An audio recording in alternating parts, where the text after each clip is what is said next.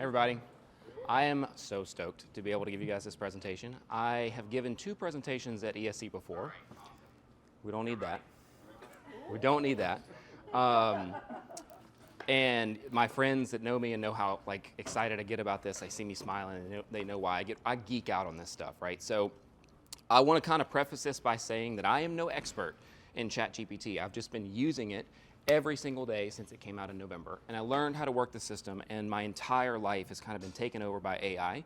Juan likes to call me the human AI now because everything I do is with it, right? So I've picked up a lot of things on how to work these systems and how they work and how you can apply them to your business, because my background is that I've been in the digital marketing industry for 10 years, and I've owned my own agency for 4. And throughout the entire course of my career, I've had to come up with really creative ways to solve problems, to sell deals, to make more revenue for my clients. And so I've got a really unique skill set when it comes to thinking and looking at situations that a business owner is facing. And one of the things that I talk about all the time with people when they ask me about ChatGPT and AI technology in general is really that if you look at all of the problems that the market has right now, they pretty much all have a solution, right? There are very few blue oceans out there. And for those that don't know, a blue ocean is like an untapped market, right? But with the advent of AI, that has completely blown the lid off of that. There is no more ceiling when it comes to blue oceans and the scarcity of them, because the ways in which we can look at the market and the problems that we have and that business owners are facing, we have a whole new lens to look at these problems with through the use of AI. So an example of that is obviously, right, somebody that has to go to school for 4 years to learn a job doesn't necessarily mean it's a lawyer or a doctor or somebody else like that, but something that's highly specialized. Now all the person that needs to do to solve that problem is just know how to craft the AI and get the response out of that. And so if you can go out and look at the different scenarios and problems that people are facing in business right now, and look at it from a creative angle of how can you apply this technology and AI to help solve this problem, you can potentially be one of the people that captures the trillions of dollars of market cap that's about to be shifted because of this technology. So this is not going to be like a prompt workshop. I don't know if anybody has any, if that was the preconception of what this is going to be. I want to teach you kind of how these models work, how to interact with them. We will talk about some prompts, and then I'm going to tell you more about how you can use these solutions kind of in a creative way in your business. So I don't like to ever talk down to people or talk up to people. So I would love to kind of get a gauge of what everybody's knowledge level is. Who has used ChatGPT before or an AI tool? Okay, so everybody at the table. All right. Except for you. All right. So who says they're a beginner? How about intermediate? All right, who feels like they're your experience level? Who feels like they're advanced? They're writing code, they're using it to debug software and things like that? Nobody? Not you? Write copy. Yeah, okay. All right. So, okay, great. So I think you guys are going to get a lot of really good value out of this. So what are large language models? I'm not going to get too technical about this, and before I even get into it, I want to reiterate again, I'm no expert at this, right? I've just been doing it every single day. I've just been learning and understanding and tweaking and making minor changes to how I interact with these things and applying them to different situations. And everybody outside of the people that are actually creating this technology is pretty much in the same bucket, right? We all don't know. We can't really call ourselves experts because this mainstream technology has only been out since November. So widely publicly available, right? So, I say that when you look at the feeds, your social feeds, get 1,000 ChatGPT prompts or 10,000 GPT prompts, right? Those are good enough, and they're kind of like cliche at the moment because you really need that understanding of how these things work. And that's what I want to talk about tonight. And the people who actually founded this technology, and OpenAI specifically, they will tell you that they don't know how some of these things happen. Like, why does the model actually learn some of these things? They don't have a specific answer for it. So there is a lot of unknowns still left with this technology that we're still learning about and how to figure things out. So, but at the base of it, GPT-3 is a generative pre-trained transformer. And essentially what that means is that this model, this AI model, has been fed a ton of data from the internet up to 2021. It's actually over 576 gigabytes of text data. When you think about text data, it's a lot of text data. And so as you've gone through the iterations of how these models work, they've gotten progressively smarter. So, and I want to talk about the difference between 3 and 4 in a second, but the training model basically is that there is a depository or repository of knowledge, of information. That's the database. And then there's models and a neural, what they call a neural net, it works like our brain, to basically take in the information that you're giving it with your prompt, reference the database that it's trained off of, and then recognize the relationships between words in the database and all the data that it's been trained on, and try to predict the most likely next set of words from your prompt based on statistics and probability. So essentially, it is a very, very sophisticated word prediction engine, is essentially what it is. If I take a beat, I hold my breath, and this is me trying not to pass out up here. So what's the difference between GPT-3 and 4? If you used GPT-3.5 extensively and you felt like you got a good handle on it, and then they rolled out 4 and you got to try it, chances are you probably didn't really feel like it was that much of an upgrade. And for most people, it kind of felt that same way. But the difference between GPT-3.5 and 4 is that they introduced something called reinforcement learning with human feedback. And basically, before, the reward systems were like a voting system, right? This output was better than this one, or this one sucked, they ranked it, right? Additionally, with GPT-4 and this RLHF, they not only rank it, but they provide additional context like an English teacher would on a paper. This is why this makes sense here.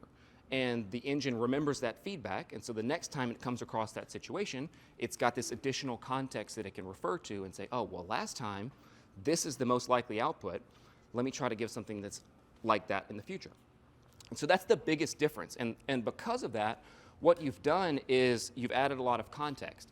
I skipped up, so this is all kind of like stream of consciousness. This is the presentation is a guide reel, so I may forget some stuff.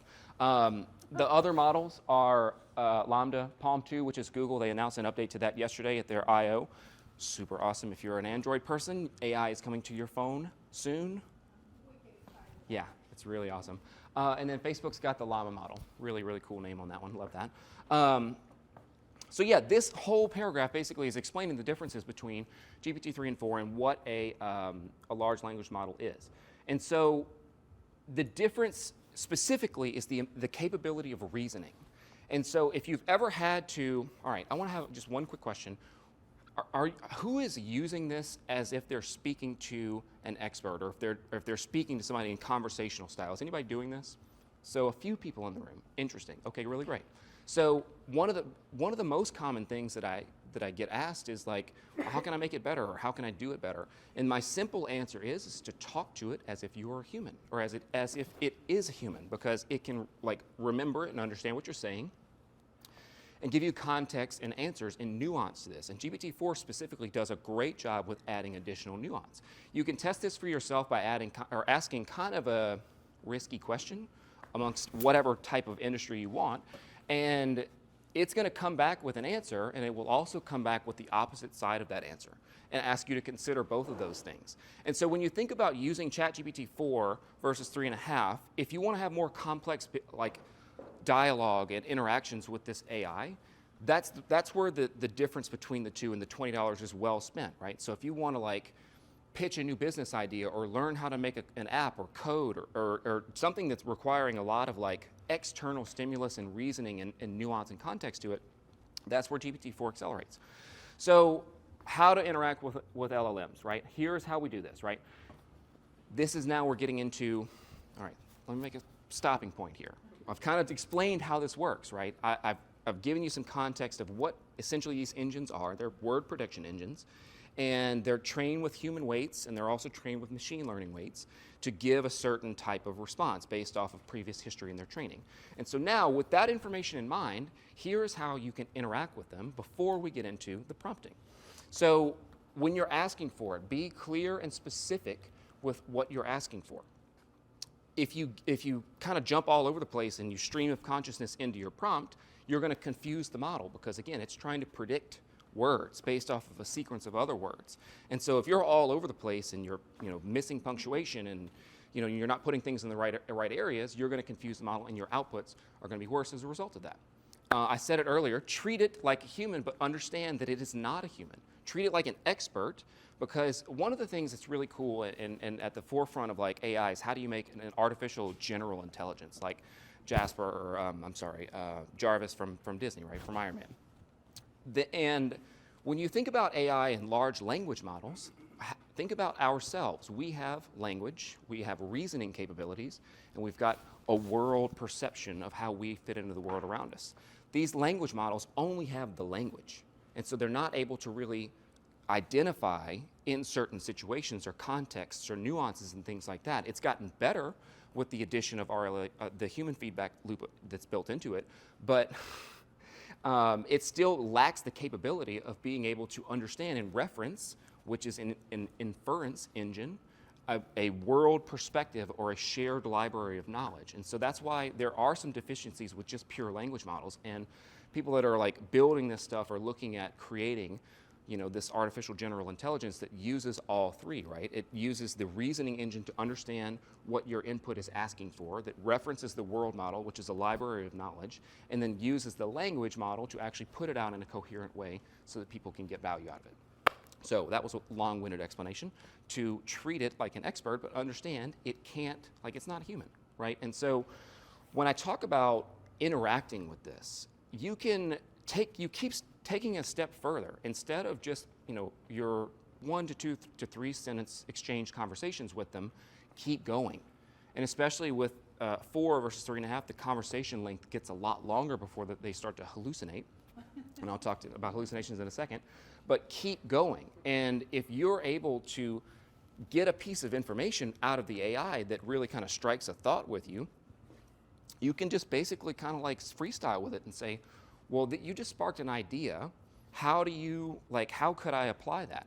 I did, this is a real example for me. I created a bunch of content for mental health professionals. I created a course library at the beginning of this year.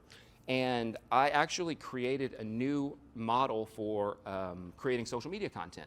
And what I did was I basically had an idea of what I wanted, and I knew it took elements from different like established social media frameworks.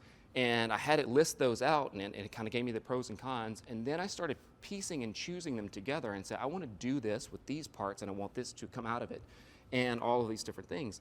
And it said, yeah, it'd be a great idea. Here's how you would execute that framework. And I created an entirely new social media framework from a blend of 4 other ideas. And so think about that and take that into your business if you're considering expansion. Like, have it play devil's advocate, right? What is the pros and the cons of this situation? What are some things that you didn't necessarily think about before? I'm getting ahead of myself. This is in a future section. Context and examples. The more context that you give it, again, because of this large prediction engine, the more context that you give it about what you're trying to write, the better the output is going to be. And that's the reason why, they wanted to keep pushing for these more on these token limits, which I'm going to get to in just a second, because you're able to provide more information and more quality data to the engine itself to give it more to work with to give you a good output. And so as you go through this process, thinking specifically about how you work with it, rinse and repeat.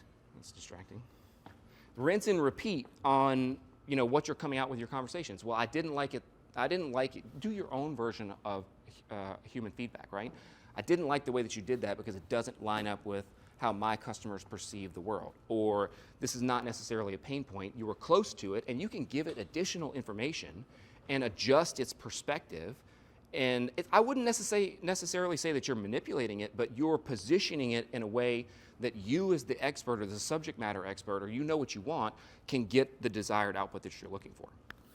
The last thing is keep an eye out for inaccuracies, right? It does hallucinate, like especially with 3.5, right? You run into the token limits, which I've said it 5 times now, and I'm just going to go to it. Watch out for what, Marcus? Token limits. Can you explain that concept a little bit more? Token limits? I would be happy to, Chase. Thanks for asking. So token limits, right? What is a token? What is a token? A token is essentially a word, a character, or space. And it's dependent on what different models you're using. Some models will break the word hello into 1 token. Some models will break it into 2 tokens. It's all dependent on the model and how it uses. But there's a rough rule of thumb that a word equals 2 tokens, right? And so when you look at GPT 3 and 4, GPT 3.5 has a token limit of 4,096, 97, which is roughly 8,000 words. GPT-4's token limit is 8,000 if you are on the base, if you got the lower tier access to it, or 32,000 tokens if you got developer access and higher access levels. And so think about how much more context that you can put into the box to get a really super detailed output.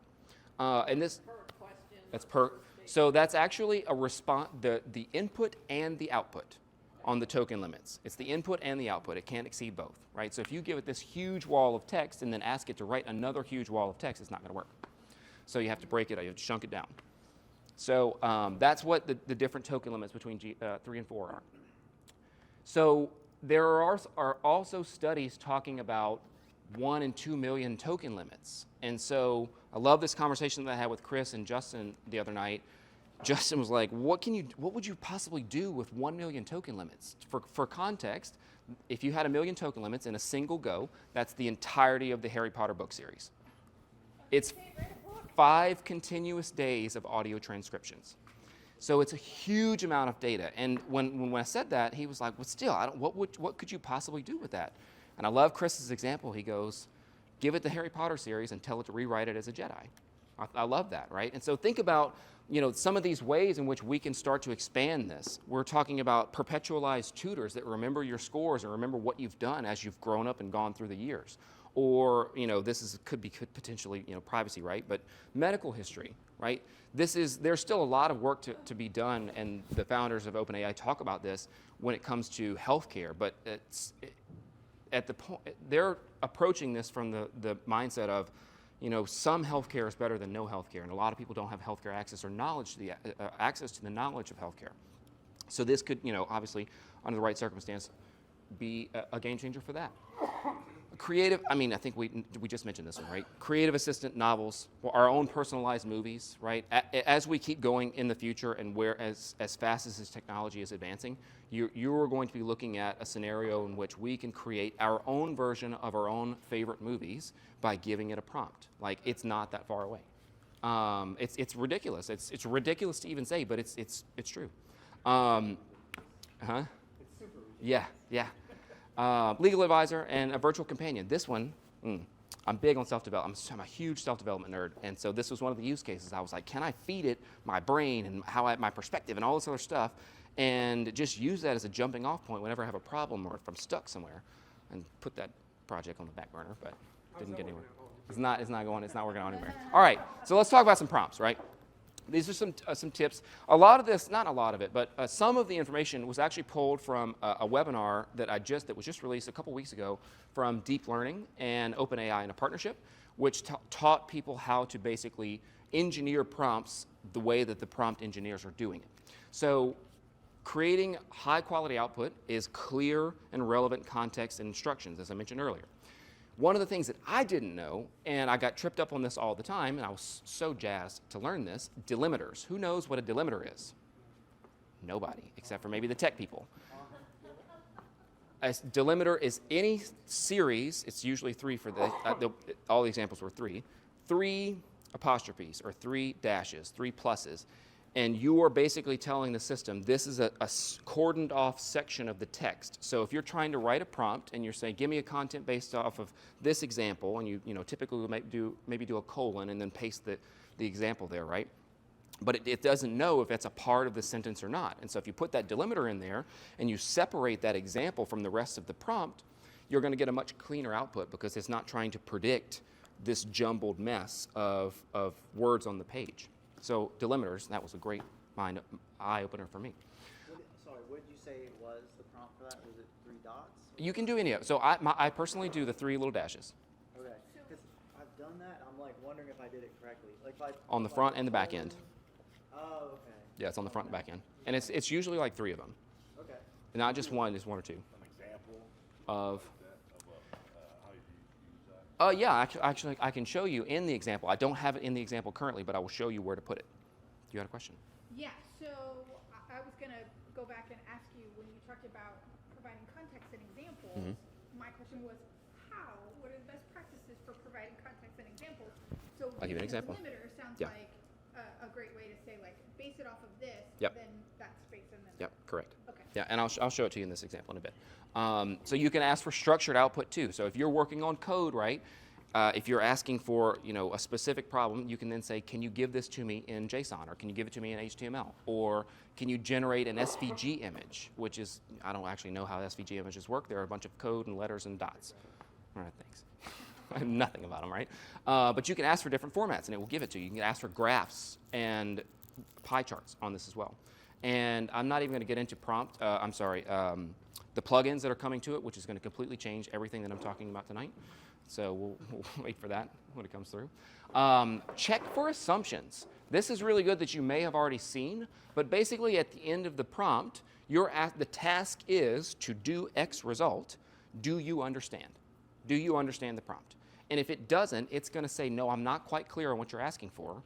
It seems like you're asking me to do this. And then you can then edit and change the prompt to say, no, that's not what I want you to do. I want you to do this instead. So you can clarify and give examples of what you're looking for. That's pretty much, we just talked about that. So dynamic variables, I love this. So dynamic variables are essentially, you can use them on the web as is, right? If you're using an email software, you see all the time, hey, first name, contact first name, right? And it pulls the person's first name. Similar to how this works. Essentially, if you designate a dynamic variable, let's say it's an SOP, and you put that in square brackets, and you put SOP, and then you put equals, and you put your SOP of whatever the task is going to be. Maybe it's to compile a spreadsheet or whatever it's going to be, and it's something that you're using multiple times in the same prompt. So when you define that and put the SOP in there, every time that you have to write out that SOP process, you can just write brackets SOP. And the engine is going to reference what's in the brackets above. And so it saves on your token limits. It allows you to get a much more rich output and kind of like be creative with what you're using with the tokens. So think about this from the perspective of creating and saving yourself time. When you're doing these, think about your business SOPs, common FAQs, whatever else, information that you write on a recurring, consistent basis that you are also putting into the engine. You can just go create a Word doc and start defining what those dynamic variables are. And so every time you have to go create a social post, you can put your tone of voice is a great example. Tone of voice, fill out your tone of voice, super, super great, and put an example underneath it. There you go. I love to see that. Yep. That's why I get so excited about this, to see those moments. Realize that for a second, like that's game changing. Instead of that's passwords for all your accounts on social media or business, but instead they're now configurations to have something powerful think for you, and the more efficient that you're using it, the more output you're getting. Yep. That saves you more time and money than you could ever fucking imagine. Yep. Well, we can do a Q&A. We can do a Q&A. So yeah, so like the dynamic variables, like you can get it so detailed with it, right? If you have to so keeping going in the tone of voice, you can't just tell it like a brief synopsis of what your tone of voice is. You could, and it can get somewhere close, but it needs context. It needs your example. Why is this tone of voice this way? Oh, here's the text to pull it from. And so you're saving on those tokens, and you can do multiple tone of voices with it. So this only applies to One thread, yeah. So, but doesn't the engine have the ability to take all of the Yes. interactions? Yep. recorded? Yeah, but you don't want to keep having to write the same thing in subsequent requests, right? So you can just, once it gets that variable, you can just keep it there. If you have to use the word SOP three requests later, you can just use it, and it's going to remember that. But in the same. Yeah, in the same thread, yeah. So not necessarily, that's a great point. So not necessarily think that you're going to use the SOP bracketed in the, as an example, right? In the same prompt multiple times, but you could use it in the same thread after 3 or 4 responses, and then have to keep coming back to that kind of thing, right? All right, I already talked about token spaces with that. So, okay, now let's talk about some basic prompts, right? Chances are we've all done these basic prompts, right? Craft a tweet, generate an engaging question to encourage audiences, create an Instagram caption. And because of the heavily refined models that we have with GPT 3.5, and the other language models like Bard and Bing uses GPT, but they're good. They put out some really good stuff. But take it a step further with dynamic. I don't call them dynamic prompts, but it is, right? So see how much longer and more detailed and rich in content this is. This is actually something that I use specifically.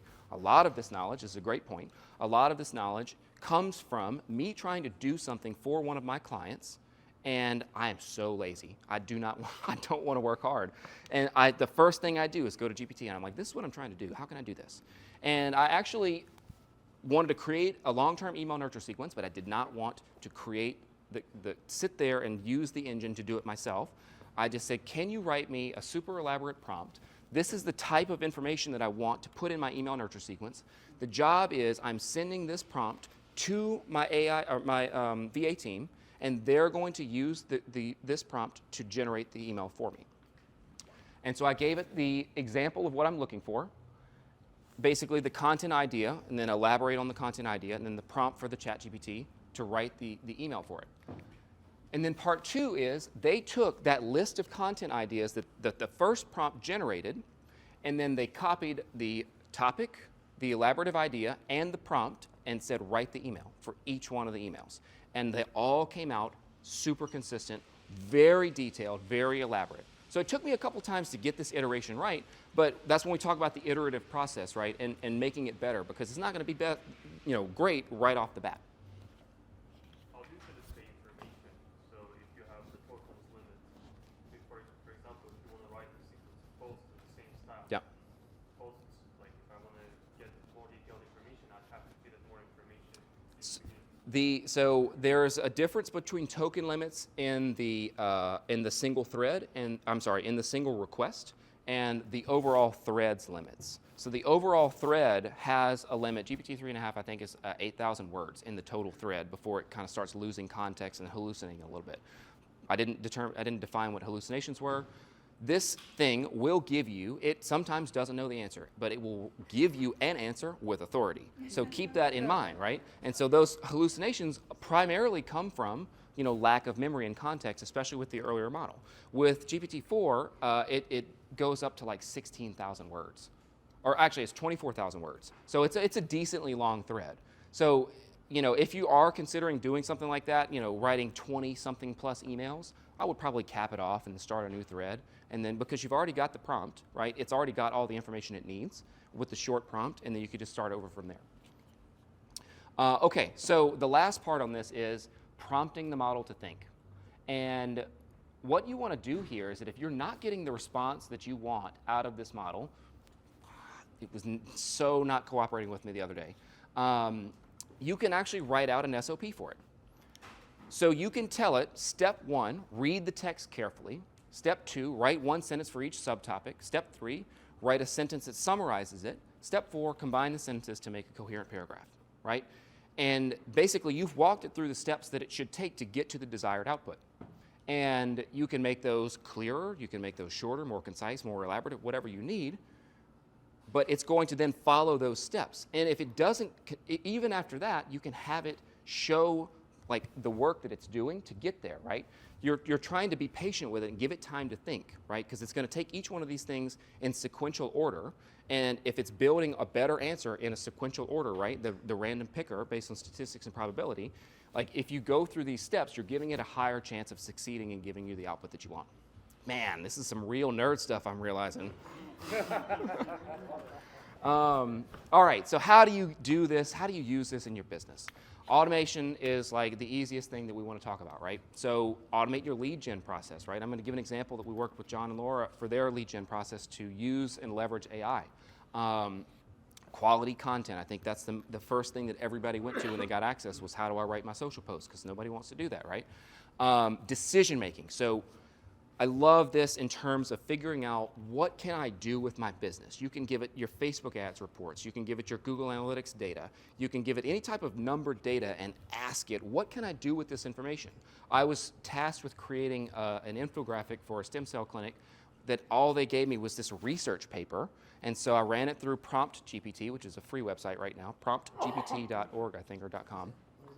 I'm sorry, it's PDF GPT, excuse me, it's PDF GPT, maybe.io. Just search PDF GPT. You can upload a PDF and it will reference that PDF and you can have a conversation about it. So I took it there and I was like, extract some data, tell me what I can do with this. And it gave me that information. I ran it through ChatGPT and I had it create me a graph. So you can use this to play devil's advocate in your business, right? I'm thinking about making a pivot to a rental-only space versus a personal training space. What are the pros and the cons?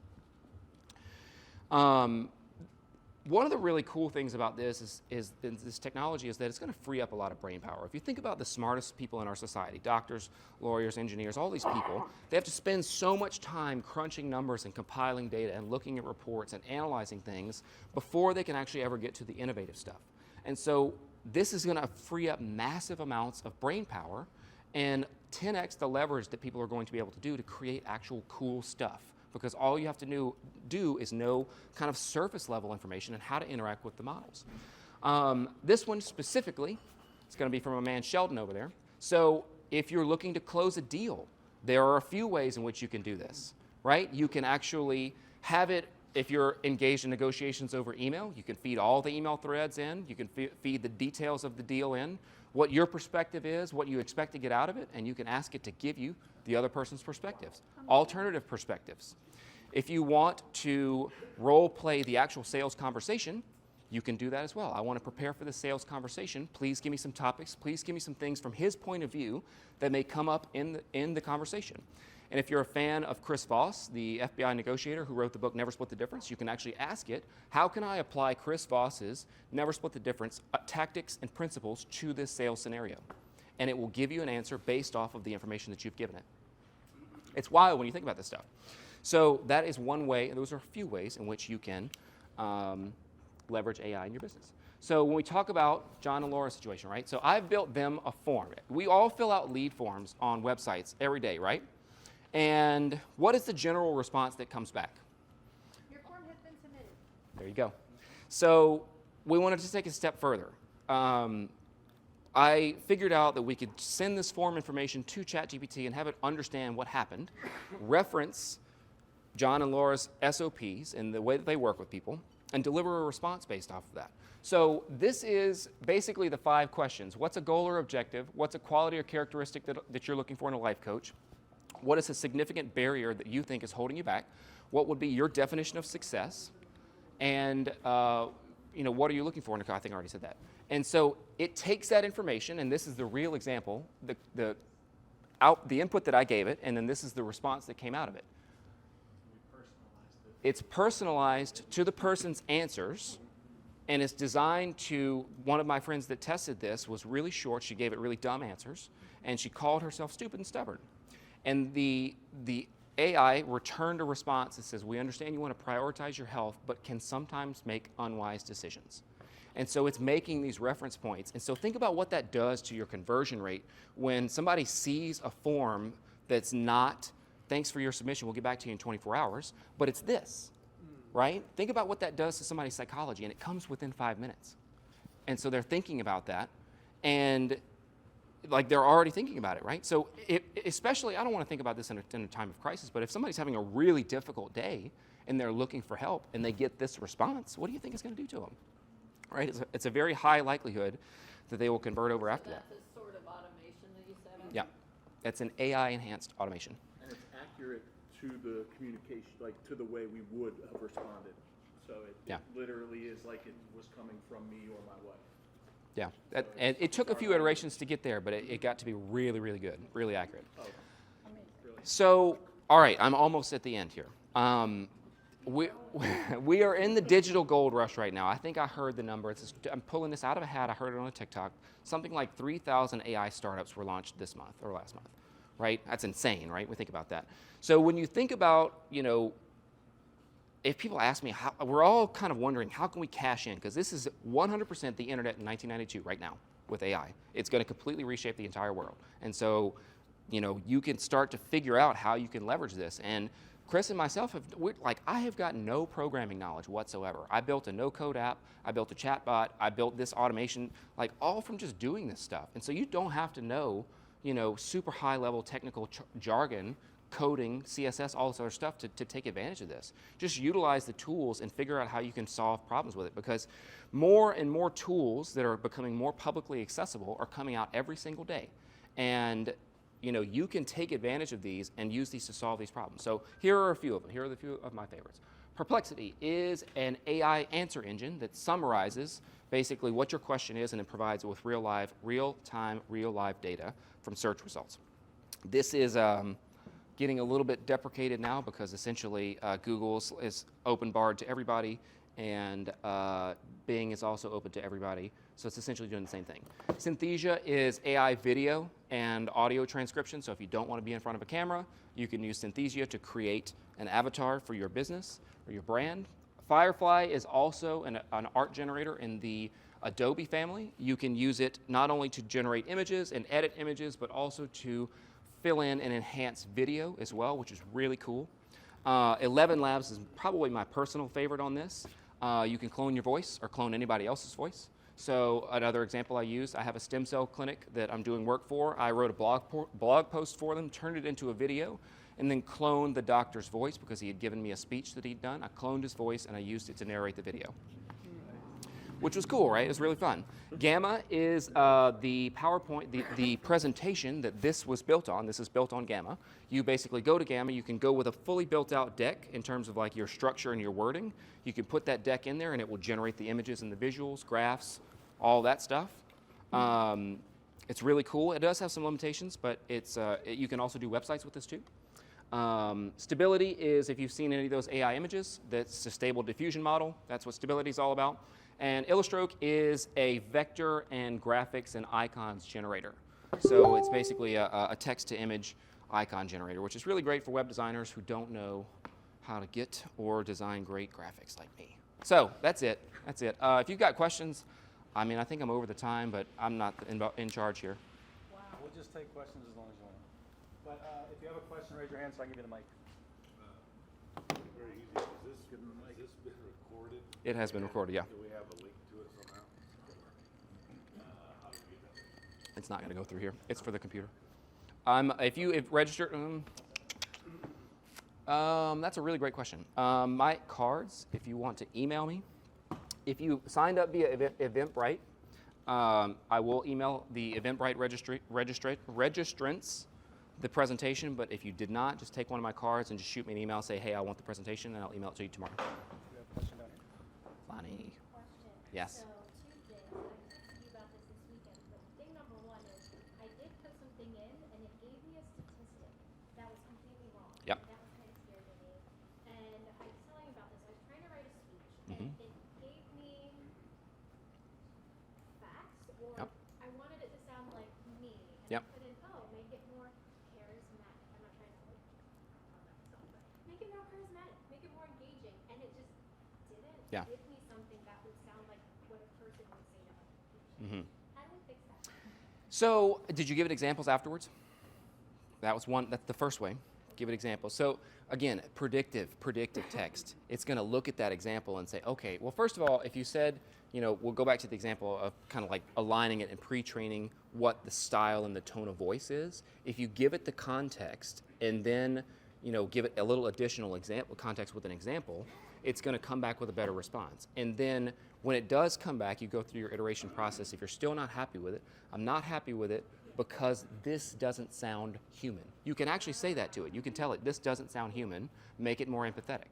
Okay, maybe this is a dumb question. There's no dumb questions. Voice, do you mean like serious, funny? Sort of. So we all communicate tone of voice differently in our brands, right? I very information driven. Like I like to use analogies. I like to make things simple and not get too technical and jargon. So mine is helpful and informative while also using a lot of metaphors and examples. And so it's going to break that information down. And so you can, so here is another little hack that you can do. You can say that, right? So you can start a new thread, give it your emails, give it past speeches, whatever else, right? And you could say, please break this down and decode this. I want to understand what the exact tone of voice is. And it's going to break that information down for you. And you have that as a prompt now. And so that's your prompt. And then you go to a new thread and you give it an example of the tone of voice and say, this is the tone of voice style. This is the tone of voice example. Please write it in this tone of voice. Is that broken down into just one prompt? After you create the tone of voice, yes.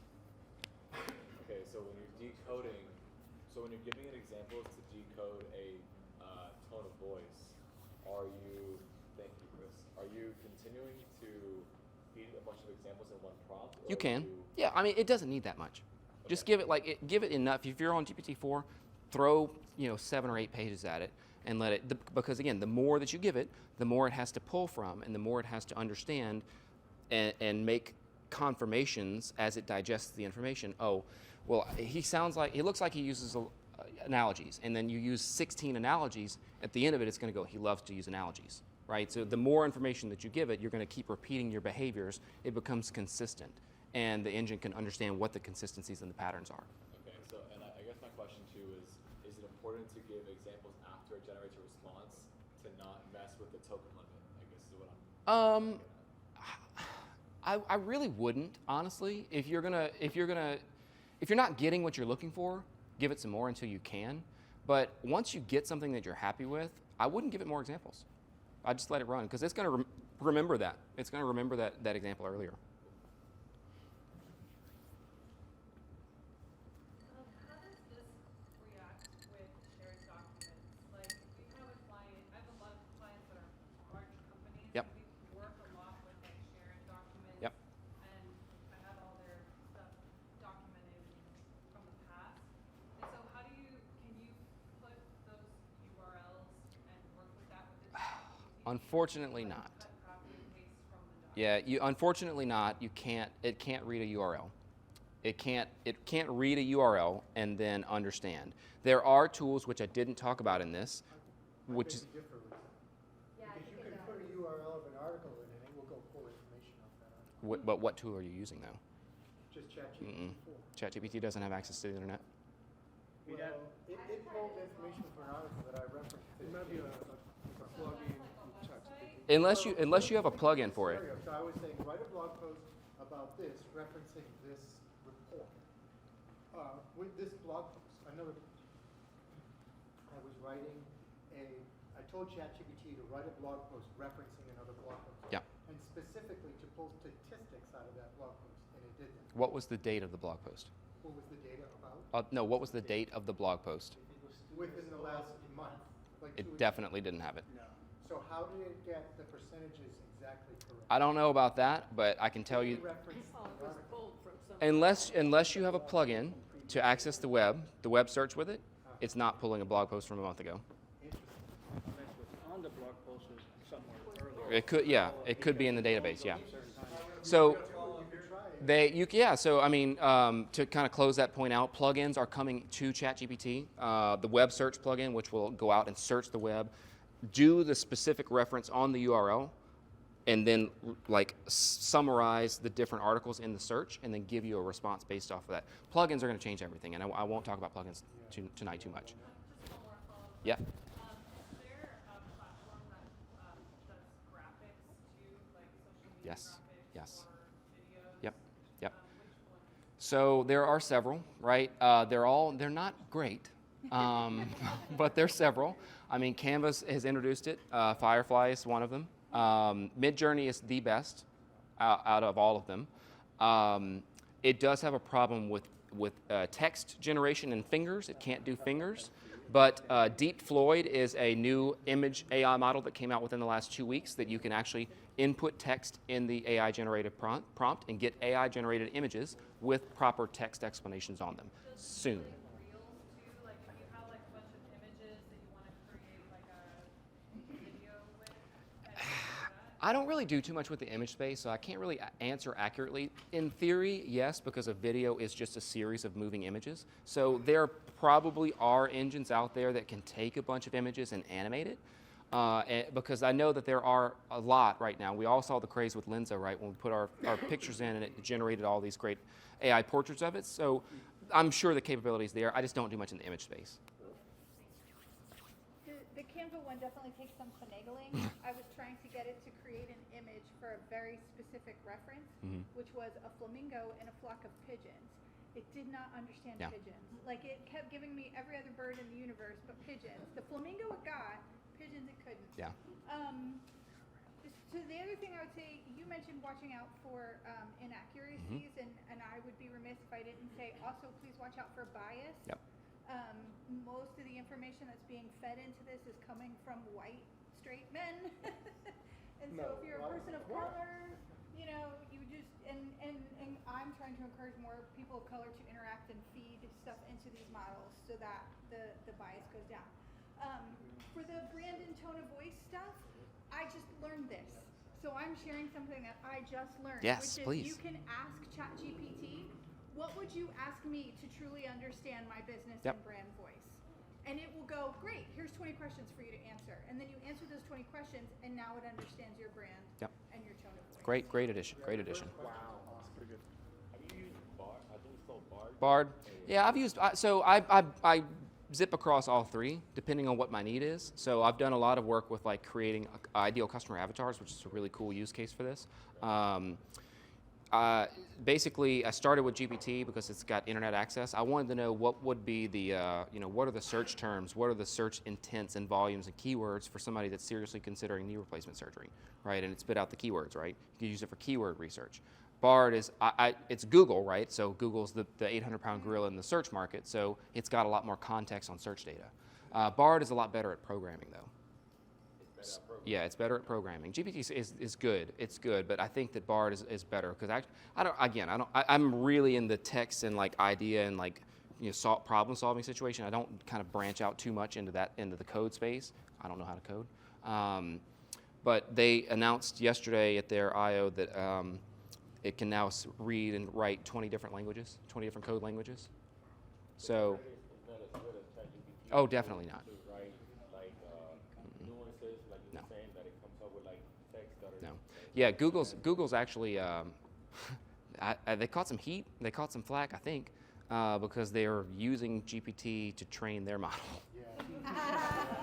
So yeah, they're kind of lagging behind, which is wild, right? Who would have thought that Google would be behind in the AI race? Yes, Chris. Did I hear you say something like this? Let's say somebody has a website and they run the Google Analytics, and you said I could just feed it and say, Yep. hey, what do I do with this? Yep. Yeah, actually, I can't. Mine's not plugged in, but I did this with just some Google Analytics data the other day, just on a whim. I just downloaded and exported the data for the whole site and put it into GPT-4, and I said, tell me something about this. And it just like went into a summary that says that you had a 50% uptick in new visitors on Tuesday of this month, and they spent the longest amount of time on this page or whatever else. It's basically the information that you get from Google Analytics, but who knows? Who is a Google Analytics expert in here? I have been working with it since 2012, and I still don't know what the hell I'm doing. So, just export that data and have it give you actionable insights on it. That's a wow. How do you give it Oh. analytics if it doesn't have access to the You download the spreadsheet from Google Analytics, export your data as a spreadsheet, copy the spreadsheet data into ChatGPT, which is going to be a thing of the past very, very soon. They have Code Interpreter now, which is basically Code Interpreter, if you work with spreadsheets, it's going to change your entire life, upside down, totally. You can upload a spreadsheet, thousands and thousands and thousands of cells deep, and you can say, write a synopsis on this spreadsheet, give me actionable insights on it, whatever you want to know about it. So do you paste it into the text? With what I'm talking about specifically, Code Interpreter, is you drag and drop the file into the box. It hasn't been released yet. You have to be on the wait list for it, which is something I did. It was on the slide. As you go through, as you're seeing these products on your TikTok feeds and your feed, whatever social feed you are, and you see these cool new tools, go get on a wait list. It doesn't hurt you, doesn't cost you anything, and you get access to super cool stuff before the rest of the public does. If you want, go to OpenAI right now, sign up for all the plugins wait list for sure. GPT-4 API access if you're not already using GPT Plus. What else is on waitlist? Whisper is what we use to do transcriptions. It's a lot of cool stuff. So yeah, go get on waitlists. They're going to pop up all over the place. So there's no downside. So the API is how you implement it in your business. So like, for example, I've got the API access. What the hell do I do with it? So I didn't mention this, but a really great way, I'm so upset with myself because I talk about this, I say this often, a great way to kind of explain this is that the people who made refrigeration, right, they made a lot of money, I'm sure, but Coca-Cola built an empire on refrigeration. And so GPT is the engine, it's the refrigeration. What people are going to do with the API is going to be what builds empires. And so you could just think about this as kind of like a very, very raw assistant that's capable of so many things, right? So if you have the API, you can then connect things. It allows you to connect different applications together and plug in GPT in the middle of it. That's essentially what AI enhanced automations is what I'm doing with clients now, is figuring out what is a creative solution, what is a problem that you have in your business right now. The form fill is a great example. What are some things that you can look at for your business that are areas in which you can not necessarily automate or delegate, but that do need a human touch, they do need a little bit of human interaction, and that you can replicate that and you can train the model to do the human interaction and just cut yourself out of that situation altogether. So look at ways in which you can drop in a little AI worker into an existing workflow and just train the model.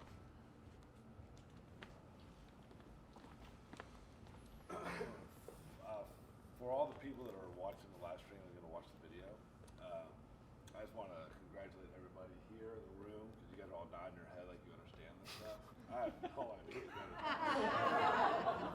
Is it 2022? Because on the way over here, man, I don't know what decade I'm in, but like obviously Google like ChatGPT to like start, but like you just said some things like what to sign up for. Yeah. But dude, I have no clue what you guys are talking about right now. Like. All right, okay. How do we start? Yeah, okay, how do we start? Great question. Great question. You could ask ChatGPT. Think about it again. If you have questions, right? So it's a website. I could do that. This is this. It's like on my computer, I drop that little thing. I drop it into the box. It's a browser actually that you can go to. No, it's browser based. Yeah. It's browser based. So step by step, how to do ChatGPT for dummies. I'm not calling you dummy, right? But that's the popular book franchise, right? Go to chat.openai.com, sign up for a free account, and chat.openai.com, or just search for ChatGPT. It's got 1.6 billion users now, so it's going to be at the top. Yeah, that's wild. Right? That's wild. 1.6 billion in 6 months? Yep.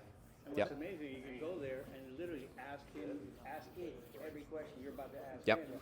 Yeah. So the back half of what I said about communicating with ChatGPT as if it were a human is that if you have like who has the answers to questions that you want to know, right? Books or people, and this engine knows everything that there is to, not everything obviously, but a lot of stuff. It's smarter than all of us combined. It passes, GPT-4 passes all the standardized tests. So if you have questions, go ask it the answers to the questions. Don't take it as the word of God, check it, but that's essentially how you get started. Is it free? It's free.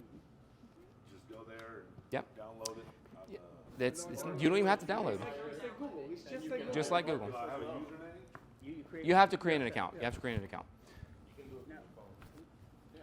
You can do it from your phone too. Your mic is good. Higher Oh. mics as well. You can really guide you through it. Testimonial on Marcus and Chat AI. So Hold on. Wait. Chris is doing it. I'm not doing it. Here, he started this precedent, not me. Furry thing. Now it's a taser. Oh, sorry. Hi, I'm Sheldon. I'm an alcoholic. So, Marcus claims to be super lazy. I pride myself on being lazier than him. So I reached out to Marcus. I said, hey, so backstory real quick is I'm working on a missile silo in Kansas, and it's solar grid, and it needs batteries. If you know solar that charges batteries, then it run off the batteries if the grid goes down. So we had 6 batteries we bought. Pack for the grid holds 8. 6 batteries were stolen from some locals in Kansas. So now we needed to purchase 6 batteries again. Remember, the pack holds 8 batteries. So I reached out to Marcus and I said, hey, just like you, sir, I'm like this. He told me he has a little alien robot in his pocket that he talks to and it gives him answers on how to do things in life. So I didn't want to learn it, so reached out to Marcus, wanted him to get on board, and said, hey, can you help me out with this? We don't want to pay for the batteries. We want sponsorship from the company. We want them to donate the batteries because they're like $4,500 a battery. We need 6 batteries. So it's very expensive. And we just purchased the 6, and we're SOL now. So reached out to him. He gave us some information. He sent me, he's like, give me a little bit. It's like 15 seconds later, he comes back with, well, he knows exactly what to put into the search engine or this alien robot thing. And he gave me 3 options of what to send in. So I took that, added a few more words into it to make it more personable, like my name and things like that. And then I sent it to the company, to all the people in the company. And that, what he gave me, got the door open to them actually reading it rather than just some random, hey, we're looking, we're desperate. So it was like stats. He gave me TikTok numbers and videos and all this kind of data that is very impressive for somebody to look at. So they reached out. I didn't even know the end of the story. But so a few days ago, we went back and forth. They got us a call with the CEO of the company, went all the way up to the chain. We had like 3 5-minute calls. And then the email I just got is, Rob and Sheldon, thanks for your patience. We have agreed to provide the 8 units for free. Yes. Damn. Damn. We look forward to our mutual partnership efforts. We will coordinate with the installation company to make sure it's completely no charge. So we have 6 batteries. They got stolen. We now got 8 batteries times 4,500. Do the math. 35,000. Is that about right? I think it's $34,000. I don't do math. We were just about to, and we just said, wait a minute. Let's just try to see if they want to get on board. But he showed the value to the company. So going forward, if you have in life, I'm starting to learn from Marcus and things. Don't pay for anything. Just have an alien send an email, and they might. Oh, I forgot one part of it. The initial email that they sent back to us before we really sent them this. Before I sent them this email, that he made was, we're going to give you $100 off per battery. So that was not enough for us, obviously. So, but yeah, thanks, Marcus. So definitely reach out to him for your business, and if you don't understand it, like you and I, it's like Chinese to us. Reach out to him and his company because he's very passionate about it. So. Cool. Yeah. I didn't know that. That's awesome. Fuck yeah, man. So the context, further context behind that is that this is a cool and unique Airbnb, right, in the missile silo. Right? So imagine the social media traffic that's going to get from influencers, all this other stuff. So the idea that I had was, can you please I went to Bing and I said, can you please give me examples and statistics of viral Airbnb videos on TikTok, Facebook, whatever else, right? And it came back with a list of the channel name, the video, the description of the property, and then the views that came back. And so I said, okay, well, now we've got this information. Can you please write this email? And I gave them the situation of what was happening.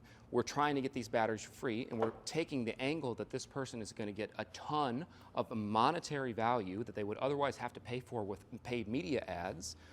They're going to get it for free because of all the people that are coming to this unique Airbnb. And so that's where the value was created. Wow. Yeah.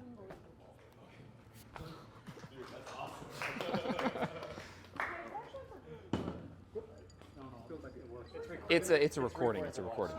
I'm going to follow up on Okay, let's hear about the blog. So because I went and looked at the thing, this is how smart this AI is. My prompt was, write a blog post of up to 1,500 words in English targeting CEOs of mid-sized companies. The topic is the tsunami of change to be required of business processes and models because of AI. Reference statistics from this article.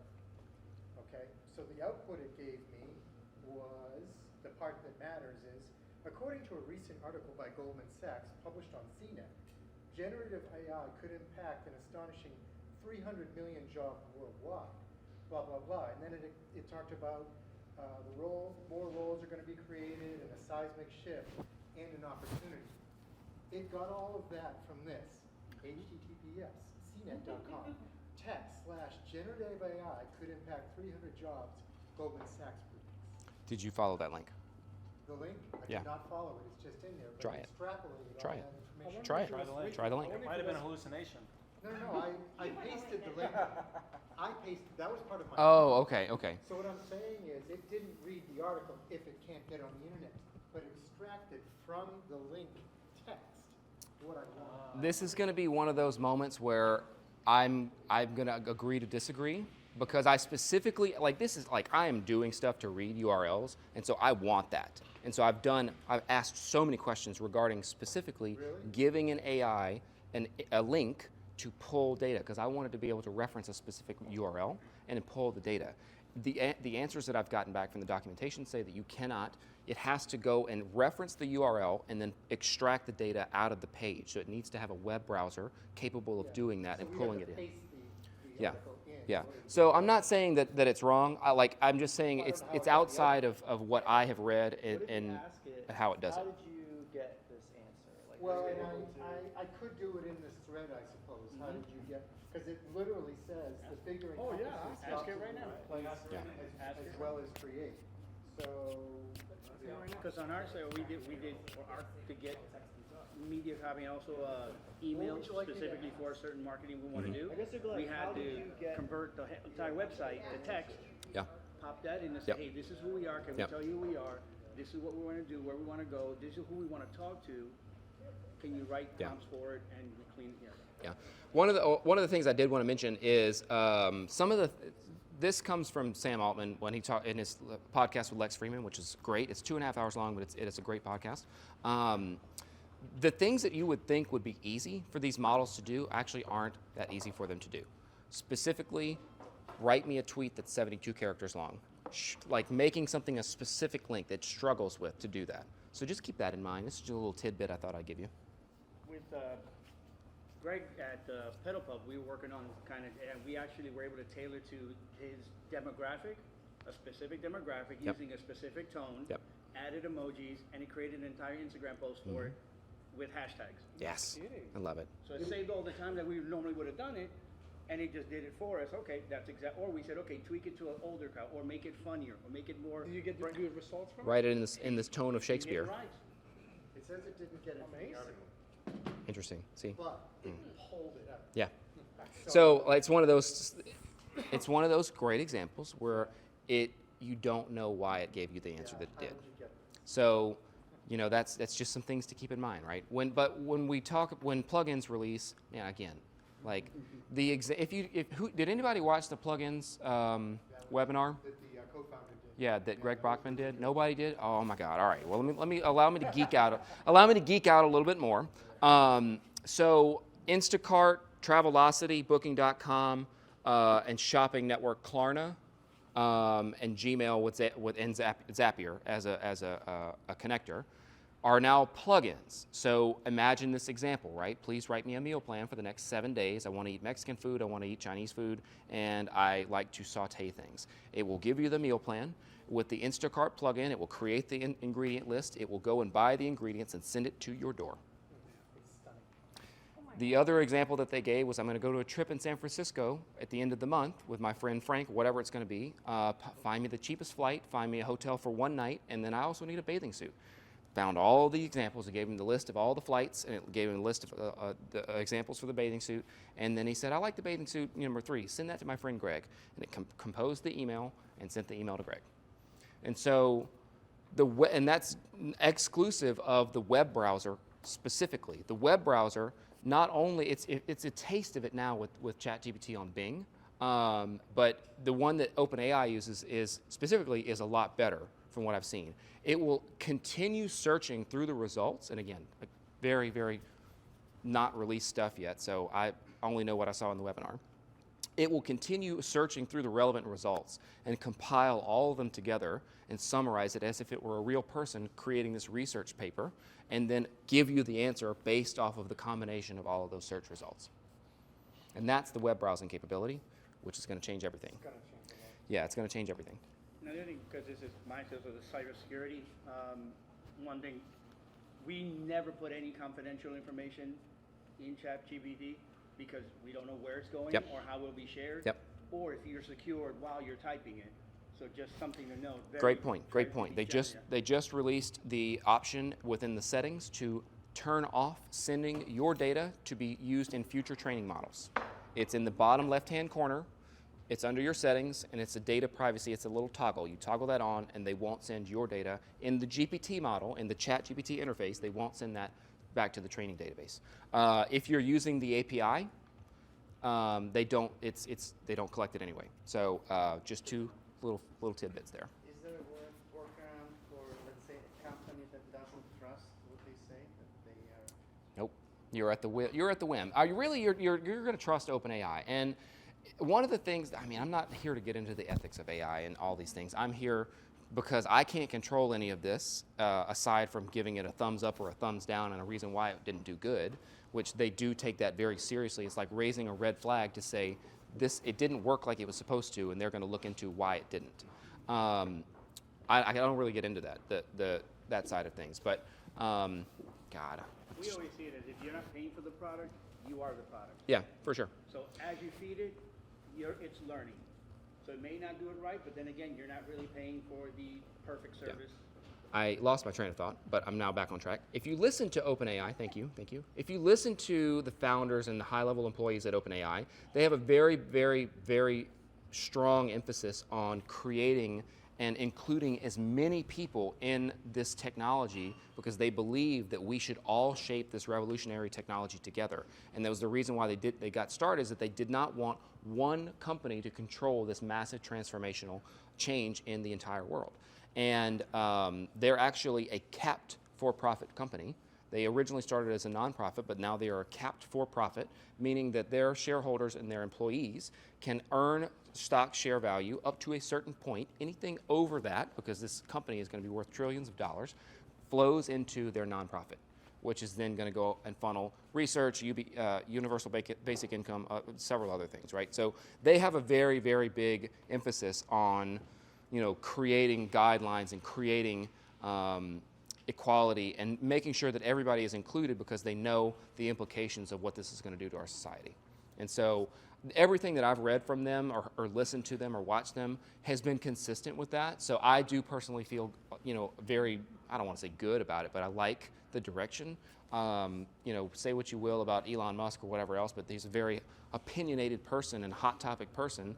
It's not the same vibe with OpenAI and the people that you hear talk at that company. So take them at their word, I guess. Do as they do, and they've currently got the largest universal basic income study ever done, continuously going, because they know the implications of this thing. They've set up this capped for-profit company because they know the monetary value that they're about to capture. So, they could have went for the cash grab, but they didn't. All right, well, thank you guys for coming out, allowing me to nerd out with you.